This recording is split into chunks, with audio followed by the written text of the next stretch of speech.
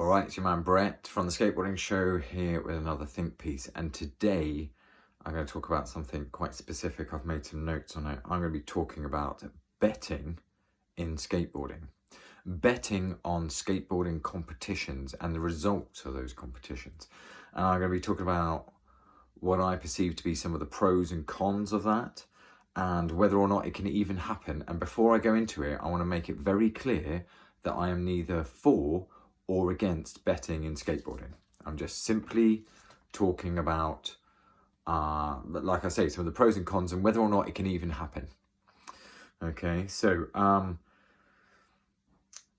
this is dated the 20th of March 2024, and last week we had in Gloucestershire Cheltenham races happen, which is like a whole week of horse racing at Cheltenham Racecourse, where I think nearly hundreds of thousands of people go through the gates and visit Cheltenham Racecourse, and potentially millions of people watch it on television, including the numbers of people that are watching it live. So the total audience is getting close into the millions, I think, at least, right? So let's think about horse racing, because in some respects it's a little bit similar to skateboarding. It's actually quite niche. The number of participants, the number of people who are actually doing horse racing, the number of jockeys that are out doing it is relatively small, especially compared to the massive audience that there is,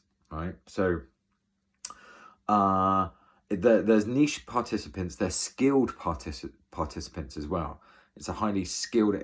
Let's take the moral aspect of it out just for a moment, because that's not the moral aspect of horse racing and whether or not it's okay to do that to horses. I appreciate there's a moral argument now. I just want to put that to one side and talk about some of the similarities, which are that jockeys are skilled participants who have intricate moves that might be hard to understand. They might position their horse on the racetrack at particular times in the race in a way that I don't understand and that many other people may not understand. They train the horses in a way that I don't understand. They train themselves in a way that I don't understand. And their skill is one that I don't understand. I can't read the language of horse racing. I can't look at a horse race at any point in the horse race and be able to tell you why a jockey has moved from one bit of the racetrack to another in terms of the width of it or what they're doing. I don't understand that. But there must be, and I believe there is, a skill to it. There's an art to it. There's a reason why the jockeys do certain things, right? And like I've just alluded to, so there's a small participation number, but a massive, massive audience. And so two things. I would say that there's probably a large percentage of that audience that may not understand, that like me don't understand the skills that are used by the jockeys. And I would imagine there's a huge percentage of that audience that may not be as interested if you took betting out of the equation. If horse racing was just horse racing without betting involved in it, I seriously question how big that industry would be and how big the audience would be.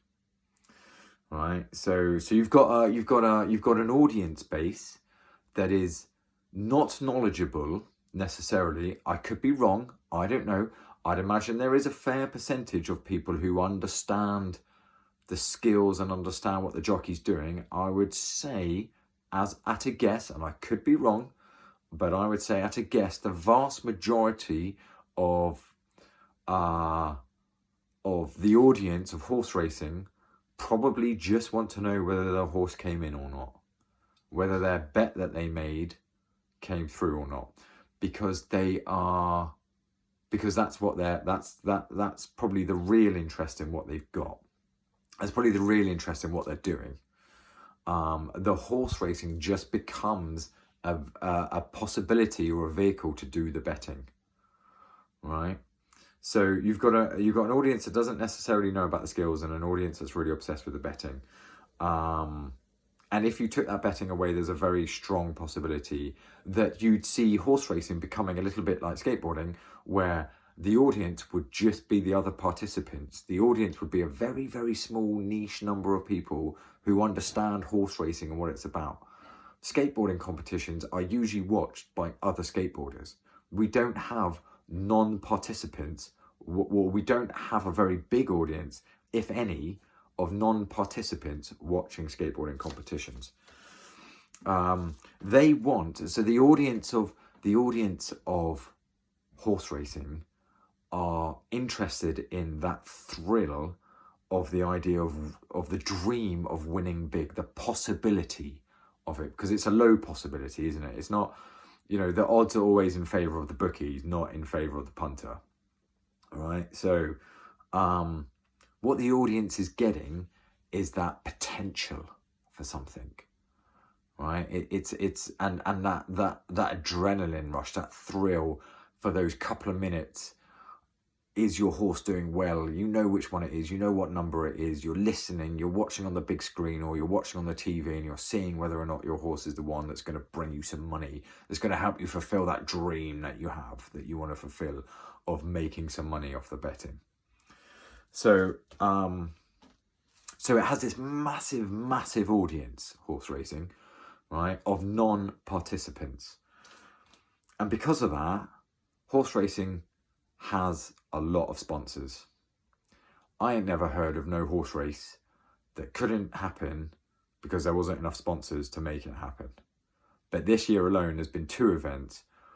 We've been told that one is not going to happen at all, and the other sort of happened, but it didn't have any prizes for the participants of it because there was no sponsors or not enough sponsors. And so the participants decided amongst themselves they were still going to have a jam for the fun and for the love of skateboarding.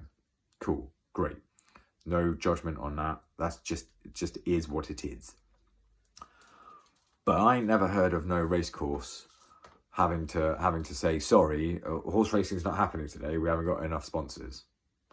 That doesn't happen. Right? They have a massive audience. Wherever there's a massive audience, there's sponsorship possibilities.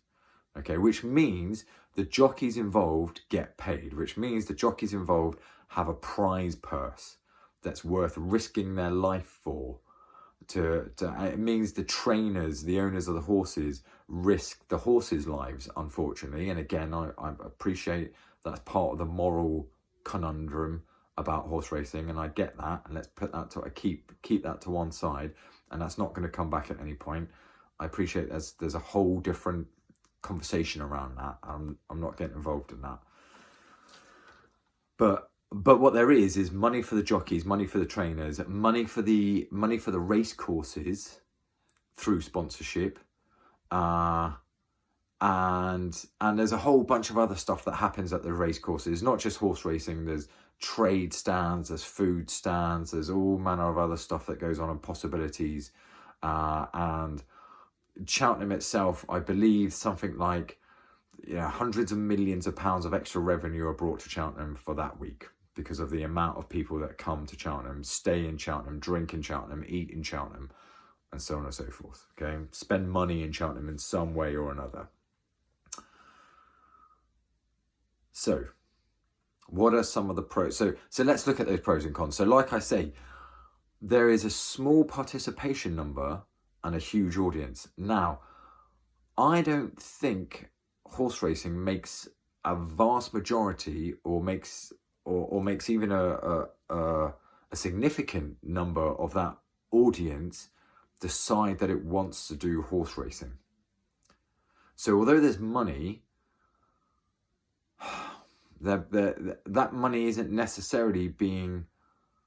So if we were to translate that to skateboarding, in that analogy, although I'm about to counter it in a minute with something, in that analogy, the money wouldn't go into the skateboard industry. The money would go into the skate parks and the promoters of the event and the skateboarders who participate in the competitions because of the prize money.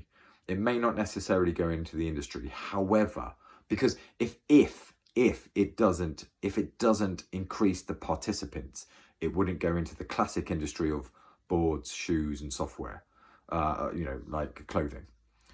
But the difference is that skateboarding has a much lower barrier of entry than horse racing does.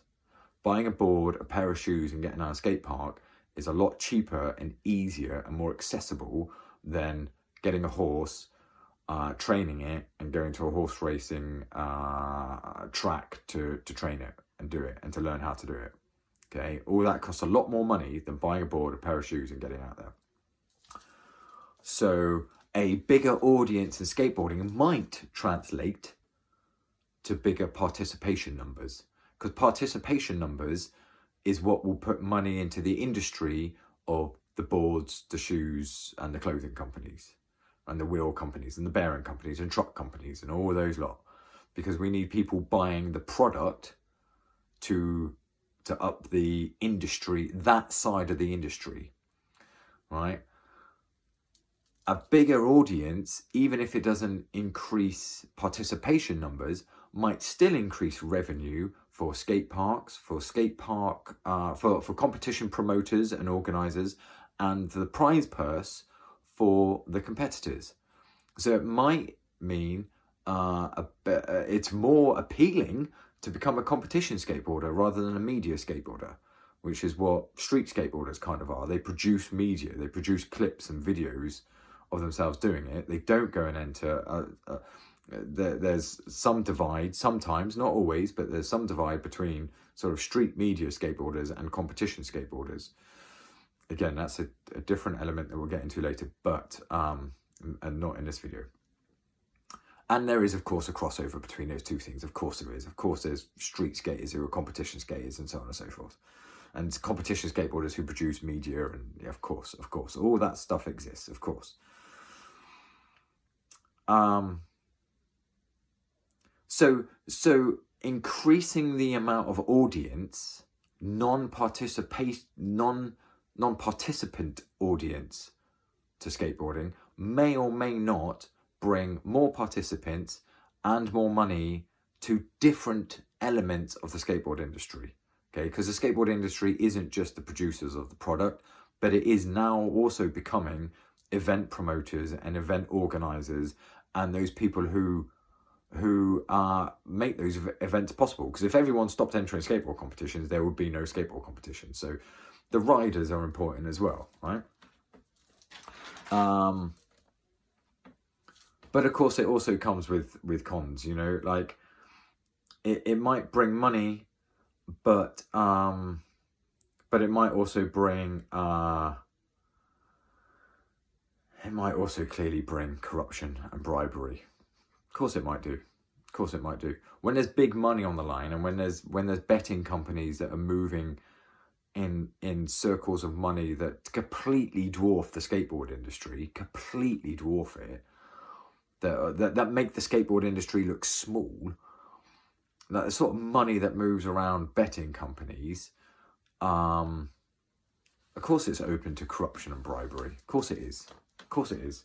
You know, like, crikey, just imagine being approached. Imagine you were on track to be winning the world championships of skateboarding. You've flown around the world, and then somebody approaches you and says, I'll offer you more money than you've ever seen in the world to fluff up the last competition and make our man win, because there's money on him to win, and you'll never have to work again, but you have to fluff your last two stops of the championships. Of course, that's a possibility, and it would be really challenging to see that in skateboarding. My question is, though, is like I just can't be the first and only person to think of betting on skateboarding competitions. For all I know, it might be happening already on the black market somewhere. And if it's already happening on the black market, then it's unregulated and it's not legit, which means it's probably even more open to corruption and bribery. Even more open to it if it's on the black market, right? There is no way I'm the first and only person to think of the reality of betting on skateboarding competitions. Okay? I am not in the inner circle. I don't know everything that happens in skateboarding. I really don't. And there's sometimes when I'm blinking grateful that I don't, because I don't want to know, right? Because yeah, I mean, it might be that there's absolutely no illegal black market betting happening on skateboarding competitions whatsoever. It just might be that nobody's ever thought about doing that. It might be that somehow I'm the first and only person to ever think about that and ever go, oh, I wonder if that happens. Or it might be that there's some small, medium, or even big size black market illegal betting rings that go on in skateboarding competitions. Very, very hush-hush, very, very quiet. I don't know. If I disappear over the next couple of days, that might be an indicator to you of what's going on. And with that in mind, that I cannot be the only person who's ever thought about this. If I'm not the only person who's ever thought about this, then other people have, and they might already be looking into it.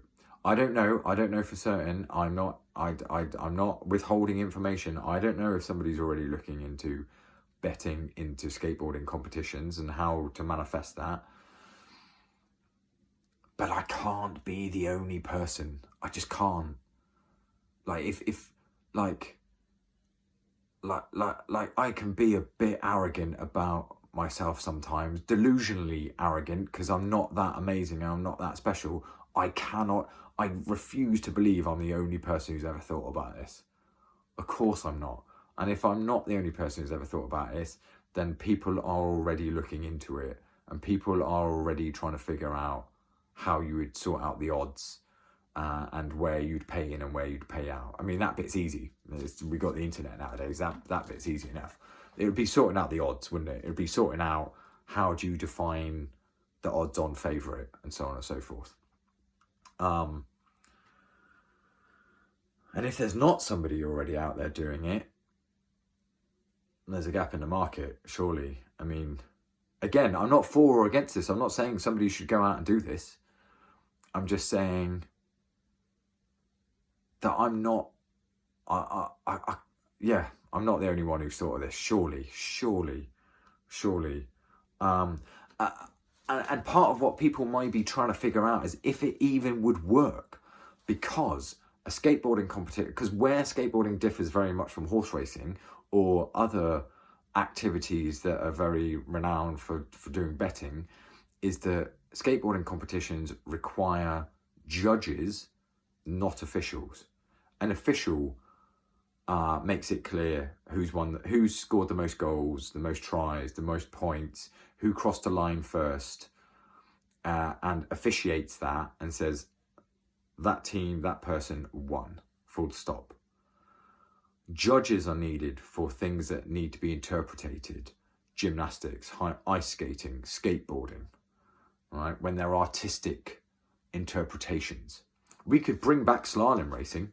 We could do highest ollie competitions, highest air competitions. We could do all those things that have a very clear-cut, measurable boundary, measurable definition as to who wins. And that would be very easy to do betting on, because you've either won or you haven't. In a skateboarding competition, you've either won or you haven't, but it's so open to interpretation that it may not be so easy to sort out the odds on it.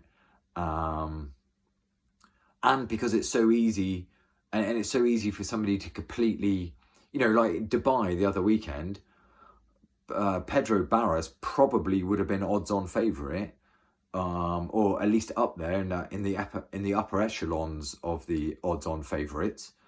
Didn't even make it through to semis because he fluffed up his quarterfinal runs, going big and going hard. So that was great for skateboarding, and is a great manifestation of skateboarding. Like, this can happen. You can sometimes not even make it through to the semi-finals. And if he had made all these runs, we know it would have been a really amazing run. But he didn't even make it through to semis. So what would happen then? Would the odds change? Would you then you'd have a whole different field? You'd have different elements of of betting then, because you'd have a whole new field of people and a whole new odds-on favourite. I don't know. I'm not here to figure out how it would happen. I'm here just highlighting. Has anybody... Surely people have thought about this. Surely this has been thought of. Come on. So today's think piece has been about... So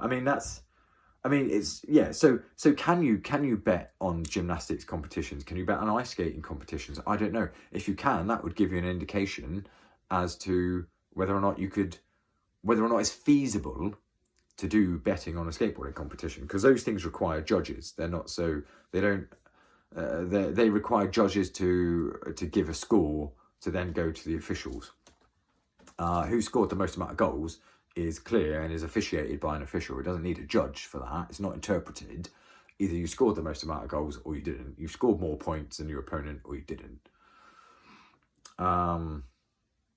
So yeah, this think piece today has been about betting on skateboarding competitions. The pros and... I am neither for or against betting in skateboarding competitions. I've discussed some of the pros and cons. I've discussed whether or not it could even happen. And that is the sum total of my think piece today. Thank you very much. Speak to you all soon. Maybe I'll bet on it. All right. See you later. Bye.